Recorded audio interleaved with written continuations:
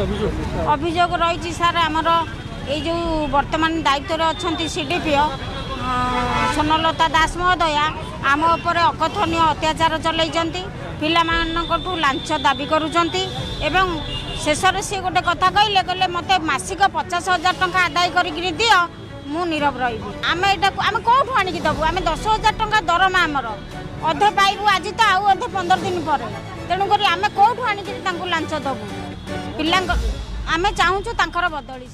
नमस्कार दर्शक बंधु, अंगनवाड़ी कर्मी और अंगनवाड़ी सहायकों सबुठ बड़ खुशी खबर खूब शीघ्र एमानकर दरमा वृद्धि हेबो। एने वर्तमान बड़ अपडेट सामना को आसिला। खूब शीघ्र अंगनवाड़ी दीदी मानक मिलिबो आउ एक नुआ सुविधा। तेबे आसंतु जानिबा कोन आसीछि अंगनवाड़ी कर्मी मानक पई नुआ अपडेट। हेले जानिबा पूर्वरु वीडियो को लाइक करी चैनल को सब्सक्राइब करबा को बिल्कुल भी भूलिबे नाही, काहेकि ना एही बळी वीडियो आम चैनल सर्वप्रथम आसीथाय। राज्य में अंगनवाड़ी कर्मी मानक पई खुशी खबर खूब शीघ्र एमानकर दरमा वृद्धि हेबा सह एमानक मिलिबो नुआ सुविधा। अंगनवाड़ी दीदी मानकर दुख शुणिछंती राज्य सरकार।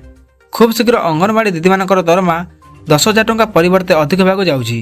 आउ अन्यपटे विशेष सूत्रରୁ मिलुवा सूचना मुताबक अंगनवाड़ी दीदी मानक एणिकी 10,000 टंका परिवर्ते 18,000 टंका दरमा मिलिबो। सेहीपरि सहायिका भौणी मानकू 5,000 टंका दरमा परिवर्ते 8,000 टंका दरमा मिलिबो। तेणु राज्य सरकार खूब शीघ्र एमानकर दरमा वृद्धि करिबो बोली सूचना मध्य रहिछि। तेबे आपण माने समस्त एकथा जानिथिबे जे अंगनवाड़ी दीदी माने निजर दाबी और दरमा वृद्धि को नहीं भुवनेश्वर लोअर पीएमजी रे जोरदार आंदोलन करथिले। तेणु वर्तमान सरकार सेमानक पई आनिबाकू जाउछंती बड़ खुशी खबर।